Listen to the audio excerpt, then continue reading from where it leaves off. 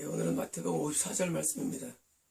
그러자 지금 예수님께서 바닷가를 거니시다가 베드로와 그의 동생 안드레를 이렇게 따라와라 라고 콜링하시고 내가 날 따라오면 내가 너희들을 사람들의 어부들이 되게 했다 약속을 주신 그때 그러자입니다. 이렇게 약속을 들으면 베드로와 안드레가 집에 가자마자 나 오늘 집을 떠나겠습니다. 예수를 만났거든요. 했다고 생각하지 않습니다. 왜냐면 예수를 만난 사람들이 이렇게 이제 무턱대고 이렇게 또 이제 비상식적으로 행동할 수 없기 때문입니다. 보통 우리는 어떤 큰 충격을 만나면 갑자기 집에 가서 무릎을 딱 꿇고 엄마 아빠한테 나 집을 떠나겠습니다 하고 하지 않을 겁니다. 분명히 과정이 있을 것입니다. 그래서 그러자라는 이 말은 거기에 대해서는 과정들이 약간 생각될 것입니다. 그들은 곧바로 그들의 건물들을 버려두고 지금 건물들을 버려두고 이건 뭐냐면 베드로와 안드레가 갖고 있는 게 분명히 배에서 그물을 입었을 텐데 그의 부모도 어부였을 확률이 있다는 것을 의미합니다.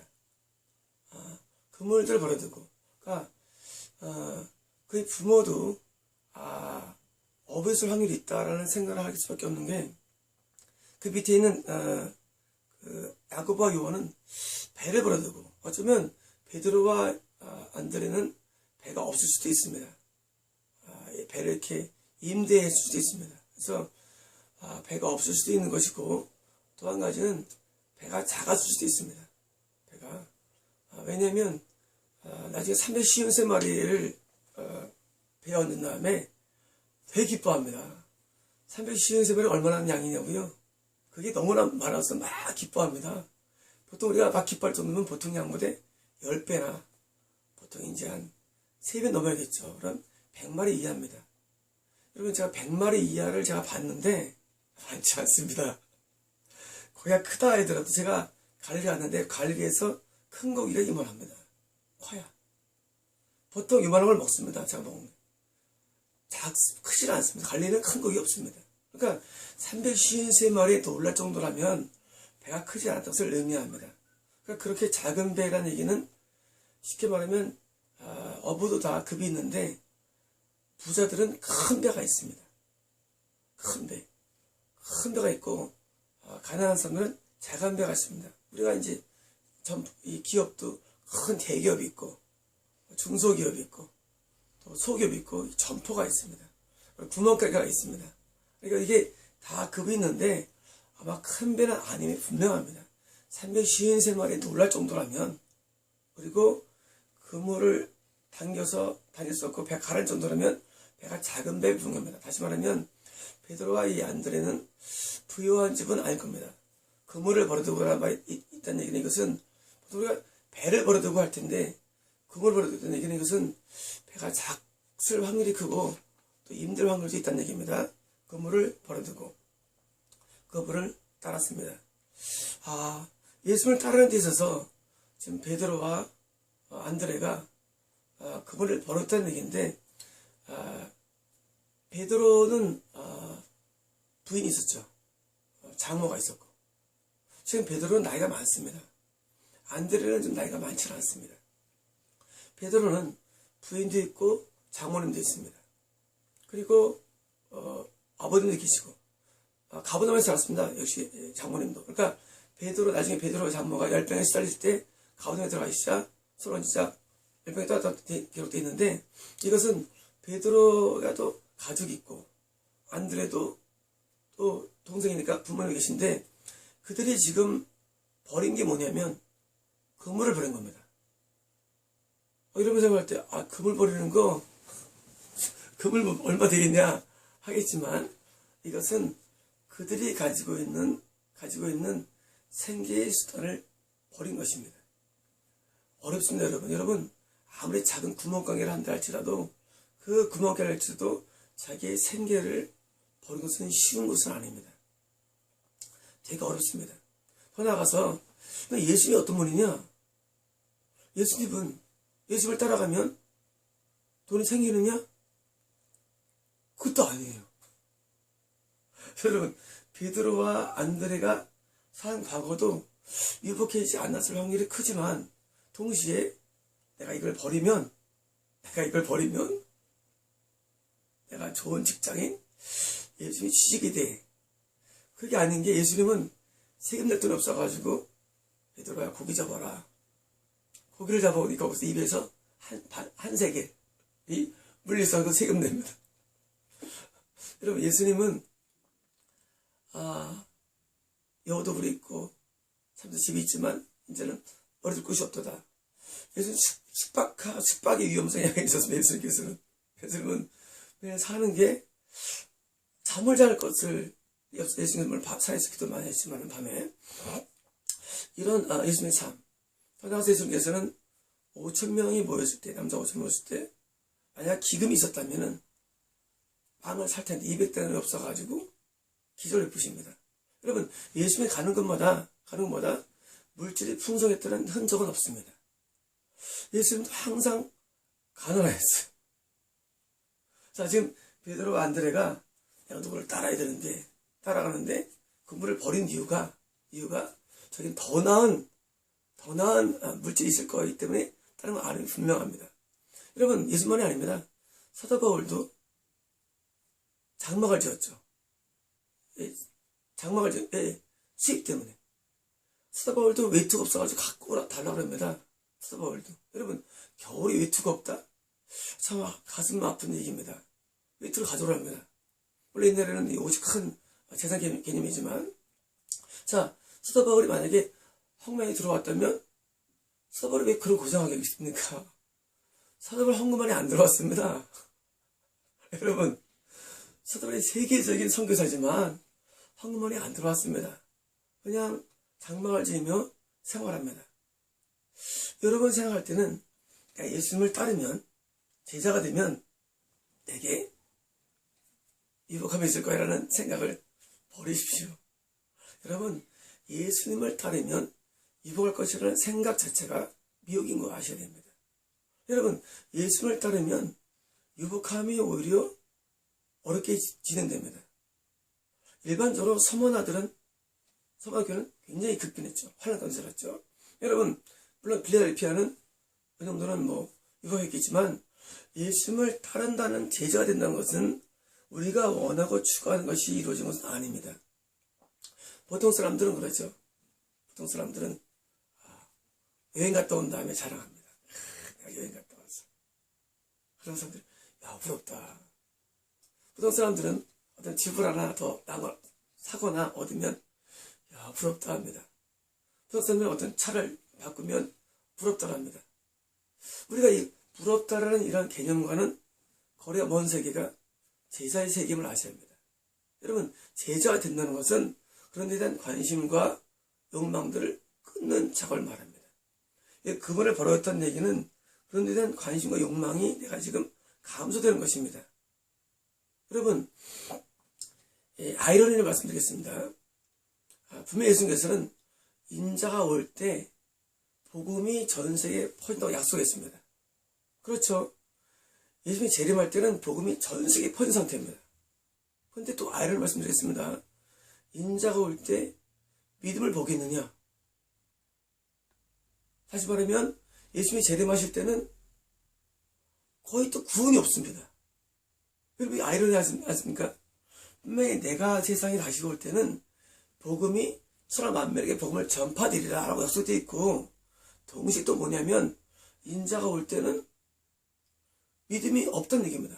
그때는 소돔 같고 고모라 같고 노아의 때 같아서 거의 극소수가 구원을 약속했습니다. 다시 말하면 점점 말세가 진행되면서 복음은 전파되지만 구원받는 자는 극소수란 얘기란 것임을 여러분 명심해야 됩니다. 왜 그럴까요? 왜냐하면 그것은 마지막 때는 노아의 때 같아서 먹고 마시며 장가하고 시집가고 심고 짓는다는 것입니다.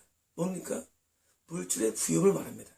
여러분, 이 물질의 부유함은 점점 가소될 것입니다.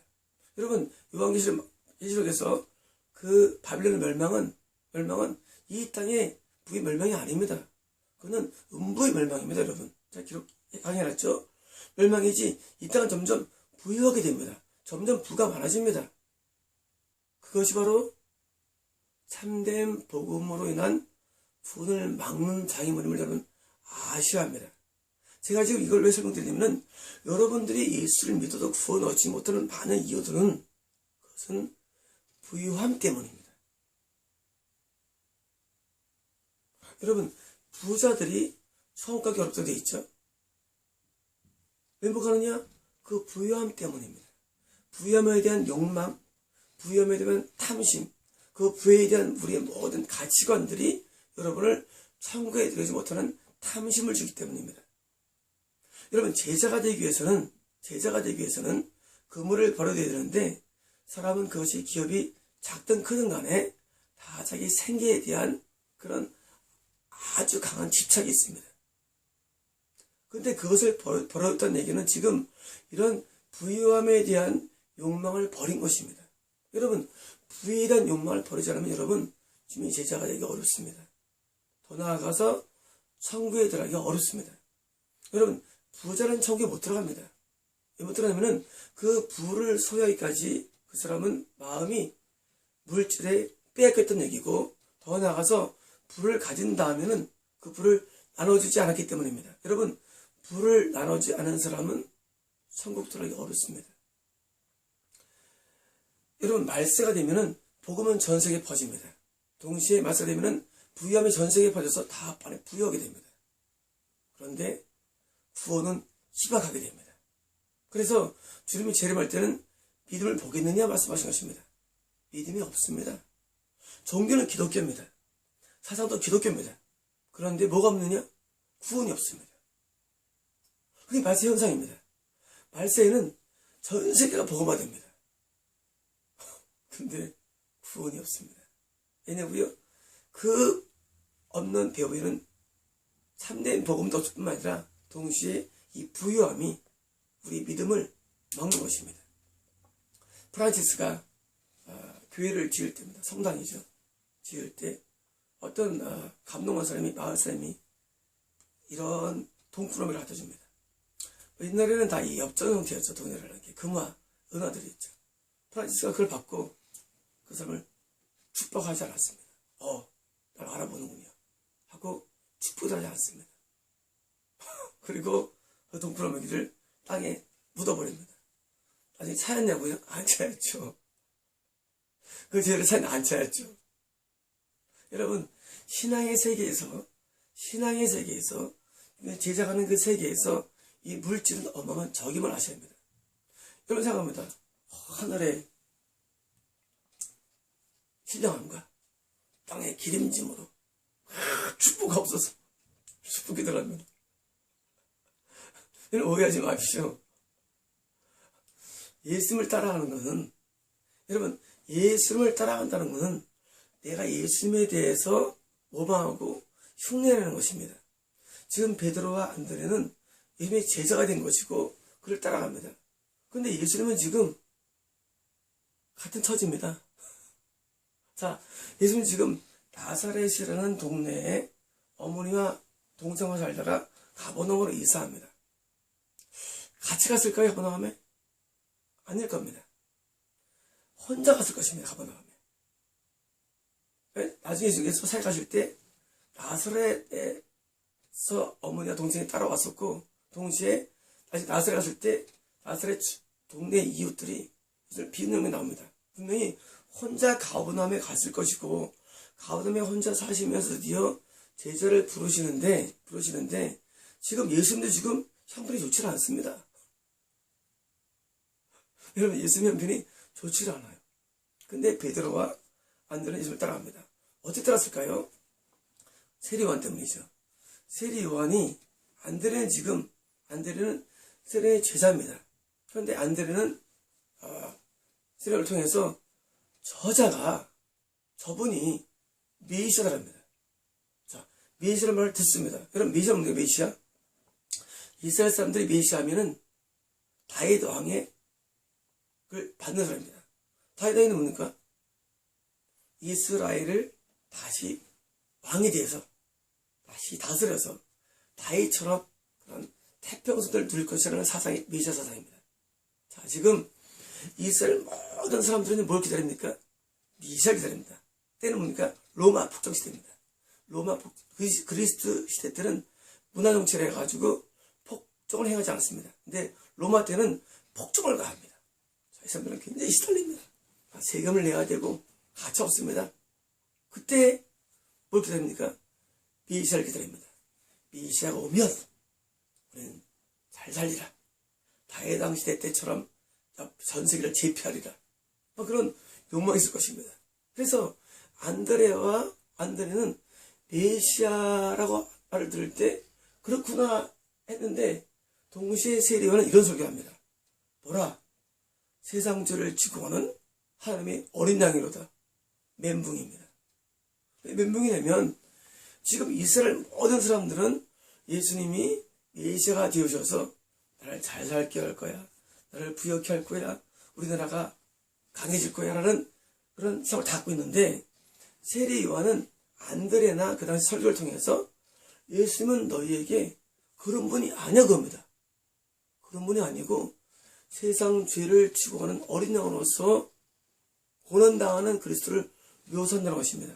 여러분, 이게 바른 사상이었습니다. 자, 그 당시 율법사들과 모든 서기관들은 메시아를 기다립니다. 왜 기다립니까? 구약에서 그분이 오셔서 우리를 부욕하는 것입니다. 여러분, 재림을 기다립니다. 쉽게 말하면. 지금 있으면 초림으로 오신 것입니다. 이 초림의 그리스도는 재림의 그리스도가 아닙니다. 재림한 다음에 천년왕국이 임하죠. 그건 맞죠. 하지만 초림의 그리스도는 그게 아닙니다. 초림의 그리스도는 뭡니까? 고난당하는 그리스도. 시편에 기록되어 있죠. 초림의 그리스도는 고난을 당하고 십자가를 지는 그리스도. 이 모습입니다. 자, 지금 중요합니다.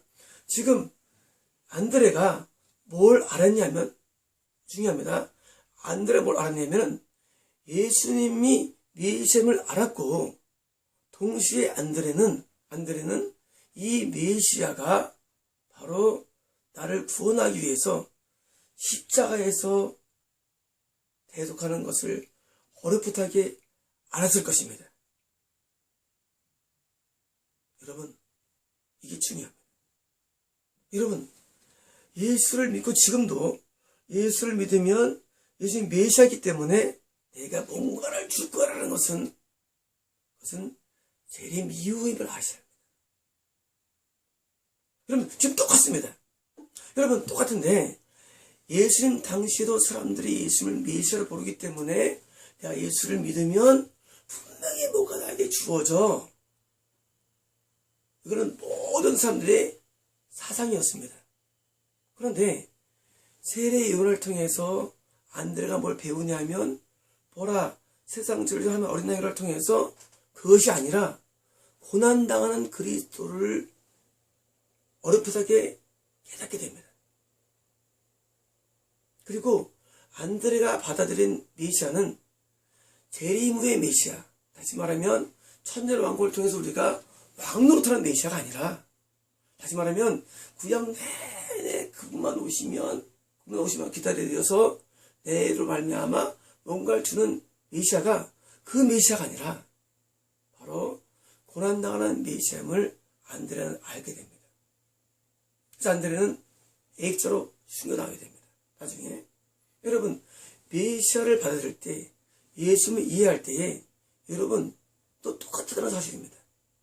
여러분, 지금 똑같은 사고가 있습니다.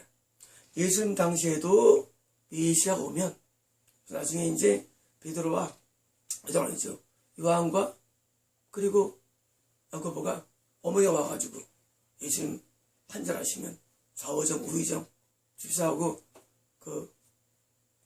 막 불날림이 일어나죠. 마치 예수님이 마치 왕이 돼가지고 이제 자기들이 12명이 이스라엘 다 다질 것이라는 착각을 하게 됩니다. 영광에 대한 착각입니다. 이게 메시아 사상입니다. 근데 그것이 잘못됐던 것입니다. 철저한 잘못입니다. 여러분, 우리가 받을 영광은 이 땅에 없습니다. 여러분, 우리 예수를 따라가면 영광이 없습니다. 그 영광은 천년왕국들이 있는 영광이고, 그 영광은 나원에 있는 영광이고, 그 영광은 재림하신 다음에 새 일어섬의 영광이지 지금 현재 영광은 아닌 것입니다. 지금 착각합니다. 예수를 믿으면 내가 부유함이 올 거야. 여행하고 좋은 집 사고 좋은 차 타고 잘 살 거예요. 그렇지 않습니다. 잘못된 사조 때문입니다. 그런 사조가 잘못된 복음이라는 것입니다. 여러분, 제가 말세에는 복음은 다 전파되는데 구원자가 적습니다. 왜냐고요? 잘못된 복음물에 세뇌가 된 겁니다. 여러분, 이런 겁니다. 여러분이 어떤 책을 읽으면 그 책을 지은 사람에 대한 흠모함이 있습니다. 나 저렇게 돼야지. 다 있습니다. 저는 어릴 때 프랭클린을 굉장히 좋아했습니다. 제가 중2 때 프랭클린 자서를 읽었는데 프랭클린이 굉장하더라고요. 그래서 저는 6개월을 따라했습니다. 프랭클린이 덕목이 있습니다. 말할 때, 행동할 때 자기를 늘 평가합니다. 저도 매일같이 일기장에 저 일기를 6년 동안 빼자고 썼는데 일기장에 매일 저도 적었습니다. 15가지 항목을 적어가지고 내가 오늘 이거 했나 안 했나, 내가 못했나 안 했나 매일 적어만 적이 있습니다. 1년 이상 했습니다. 그거를. 왜? 프랭클린이 너무 훌륭한 거예요. 야, 진짜 살 수 있을까? 살 수 있을까? 하고 내가 프랭클린에 빠진 적이 있습니다. 제 중학교 때. 여러분, 지금 우리가 따라갈 스승은 프랭클린이 아닙니다. 프란치스도 아닙니다. 여러분이 흠모하는 목사님은 더더욱 아닙니다. 여러분은 여러분이 읽는 책의 주익, 그 저자나 그 설교하는 목사님이 여러분의 어떤 흠모의 대상일 것입니다. 왜? 사람은 누구든지 내가 보는 사람, 내가 겪는 사람, 내 그 양식을 모방하고 싶어하고 흉내내고 싶어합니다. 사람은. 여러분, 여러분과 제가 따라갈 대상은 어떤 인물이 아닙니다. 누굽니까? 예수님입니다. 여러분, 예수님이 흠모되어져야 되는데 지금 안드레나 베드로가 볼 때는 가버나움 동네에 살며 돈도 없어 보이고 뭐 없습니다. 여러분, 만약에 그 당시 예수님이 대교의 목사도 아니었고요. 그 당시 예수님이 이미 기적을 해갔던 분도 아닙니다. 중요합니다. 그 당시 예수님이 뭐 없어요. 그런데 분명히 안드레는 베드로를 설득합니다. 메시아를 설득합니다. 그리고 분명히 베드로와 안드레는 분명히 가족에게 두 가지 했을 것입니다. 여러분, 우리가 내가 어떻게 행동을 하려면 두 가지를 해야 되는데 첫 번째로는 분명히 메시아라고 설득했을 것입니다. 그렇지 않습니까? 베드로 부인이 당신 미쳤어? 뭐 하는 거야? 할 거 아닙니까? 여러분, 그물을 버려두면 분명히 부인이 그깟 좀 몇 푼 못 버는 것도 아쉬운데 그물을 버려도 여러분 어떤 부인이 가만히 있겠습니까? 여러분 가만 안 있죠. 시끄러우면 월급조치도 안 가져오겠다고? 여러분 열받을 겁니다. 그런데 분명히 베드로는 자기 부인과 장모를 설득했을 것입니다. 어떻게 해요? 난 메시아를 만났어. 그겁니다. 내가 믿는 이분은 메시아시오 하고 메시아를 설득했을 것입니다. 동시에 안드레도 자기 어머니 아버지를 설득했죠. 어머 아버지, 이분은 메시아시오. 참 미셔요. 그러면 부모님이 그래 나도 믿을게 그렇게 하겠습니까? 여러분 어떤 사람이 내가 미셔봤는데는 나도 믿을게 가르쳐줘 하겠습니다. 그렇지 않습니다. 안드레와 베드로가 가족들을 설득했을 때 가족들이 분명히 반대했을 것입니다. 반대할 거예요. 야, 생각 잘해봐. 너 지금 어떤 시대인 줄 알아? 지금 얼마나 무서운 시대인데 또 그걸 믿고 있어. 옛날에 지금이나 항상 말은 비슷합니다. 이집트에 갔었을 텐데 이집트에 이런 말이 있었습니다. 그래. 요즘 애들은 버르장머리가 없다. 여러분 이집트 BC 2500년 전에 쓴 글입니다. 요즘 애들은 버르장머리가 없다는 겁니다. 예나 지금이나 항상 신세대는 지금 시대에 비하면 이해가 안 되는 게 마찬가지입니다. 그리고 항상 신고 갈등이 있는 것입니다. 요즘 애들은 항상 버르장머리가 없습니다. 여러분 우리 다음 시대도 말할 겁니다. 요즘 애들은 버르장머리가 없어. 어디 됐습니까? 아마 누가 전에 들었습니다. 누가 전에도 요즘 애들은 버르장머리가 없어. 제가 그때 그걸로 얼마나 무서운지 모릅니다. 다시 말하면 시대는 바뀌어도 삶의 양상은 비슷합니다. 여러분 무엇 때문이면 베드로나 안드레 때도 마찬가지일 겁니다. 너 정신 똑바로 차려. 너 어디 이상한데 미혹돼가지고 그렇게 하는데 너 지금 한 일이나 잘해. 아마 분명히 반대했을 것입니다. 그런데 베드로와 안드레가 그런 바른 간증과 바른 것에 불구하고도 그들이 자기들의 제자를 이룬 본질이 있습니다. 간단합니다. 그것은 그들이 바른 삶을 살기 때문입니다. 중요합니다.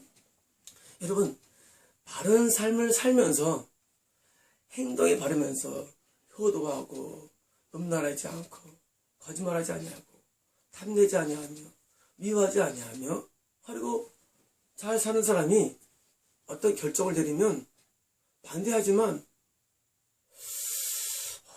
하고 이게 반대하다가도 그런가 할 수 있습니다. 그렇지 않습니까?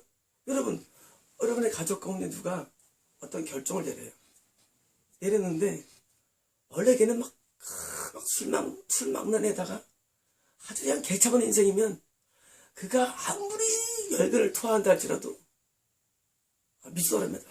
그리고 막상 못하게 합니다. 그렇지 않습니까? 근데 그 가족 가운데 한 명이 워낙 바른 모범생이에요. 바르게 살아왔습니다. 바랐냐고요? 바랐죠.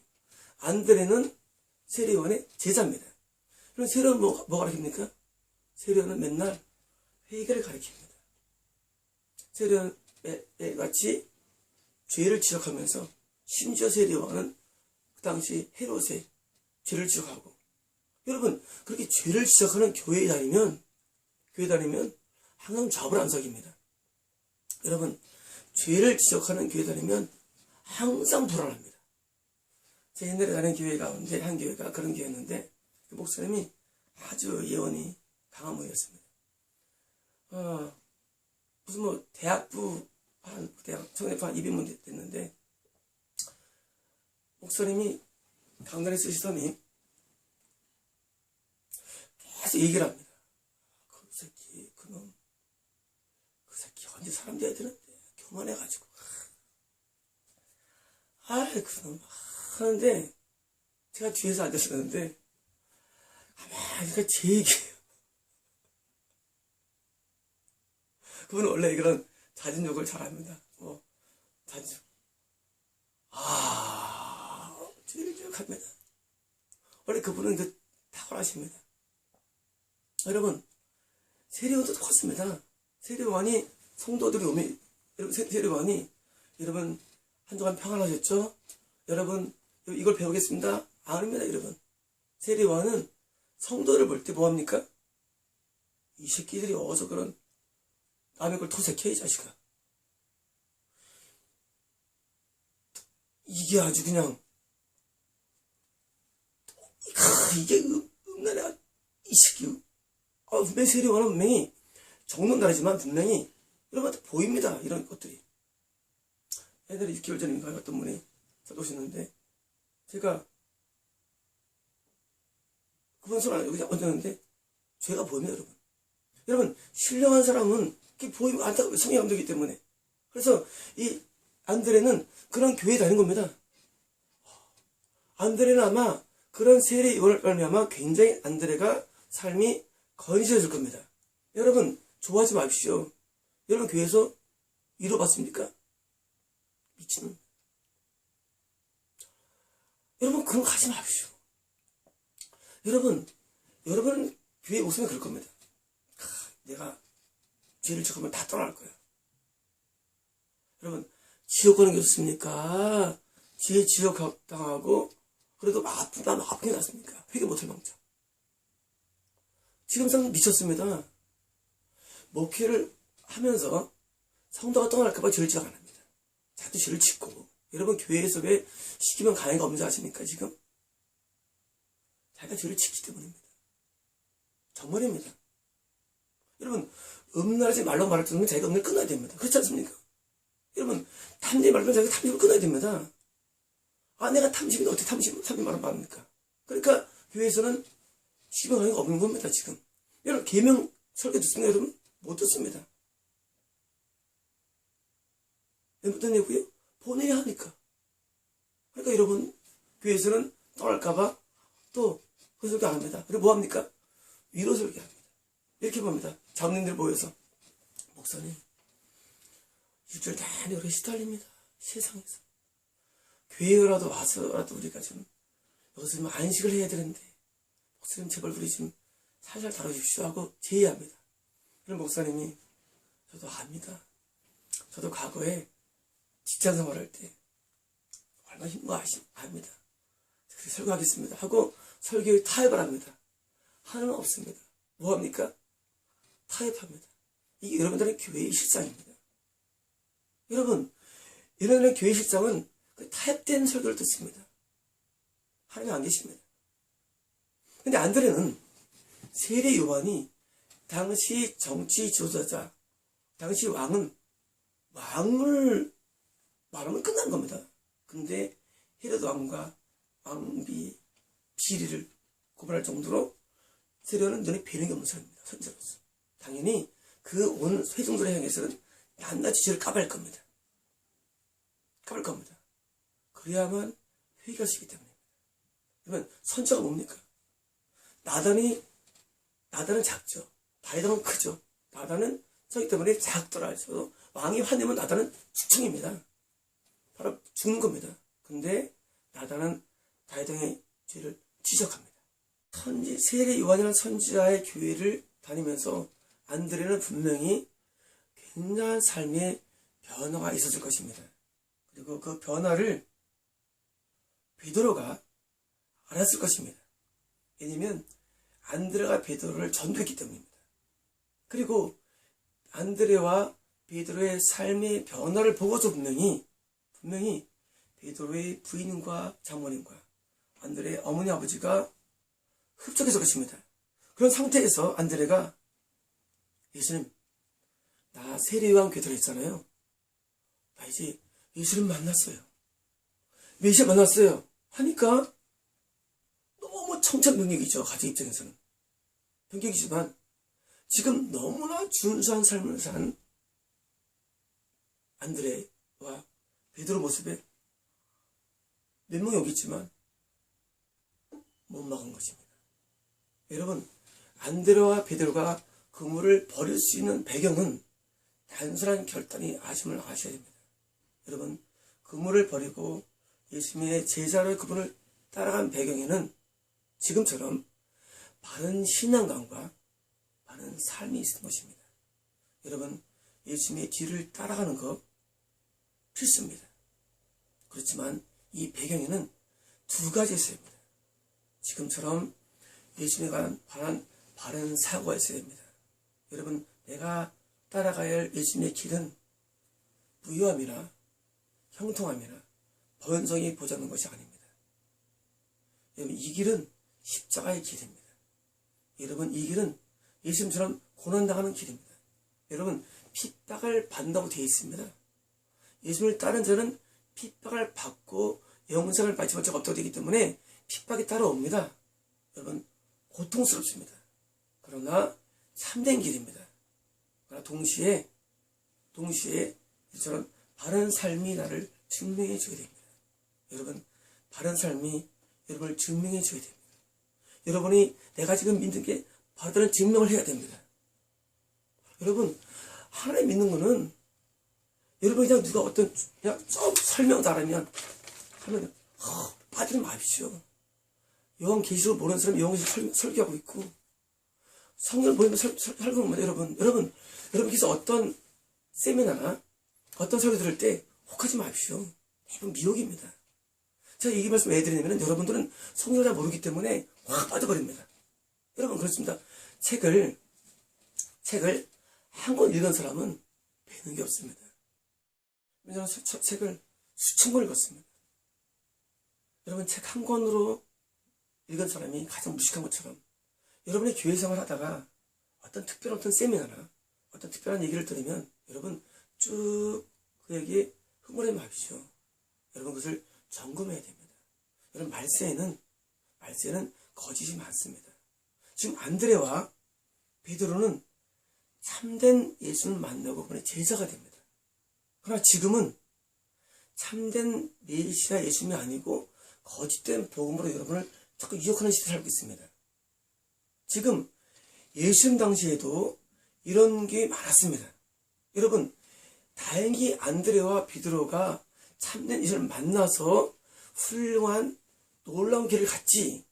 만약에 안드레가 세상을 못 만나고 만약 엄한 데 가서 있었다면 인생도 마찬가지로 형편 없을 것입니다. 그러므로 여러분 참된 것을 발견하는 것은 그렇게 쉬운 것은 아닙니다. 반대로 여러분이 참된 그리스도를 발견하면 그 그리스도의 길을 여러분 매일 따라가면서 여러분은 그리스도처럼 그런 놀라운 삶을 살게 되는 것이고 하늘나라에 가서 거기에 대한 응당한 대가가 우리에게 지불되는 것입니다. 자 이제 안드레와 베드로가 그물을 버린 것처럼 저 여러분도 우리 모든 삶의 유혹을 버리고 삶의 마음의 모든 욕망들을 버리고 모든 염려를 버리고 부엠의 욕심을 버리고 세상의 향락을 버리고 다 버리는 것입니다. 이 그물은 버리는 모든 것이 총체를 의미합니다. 여러분 다 버려야 됩니다. 그렇지 않고서는 주님을 따를 수 없기 때문입니다. 우리가 따르는 예수님은 그런 욕망들에서 자유를 얻은 분이고 내가 버릴 때에 예수님을 따라갈 수 있기 때문에 우리는 나를 버리며 사는 것입니다. 그리고 나를 버릴 때에 예수님이 가까우는 것이고 그럴 때 예수님의 길을 따라가는 것입니다.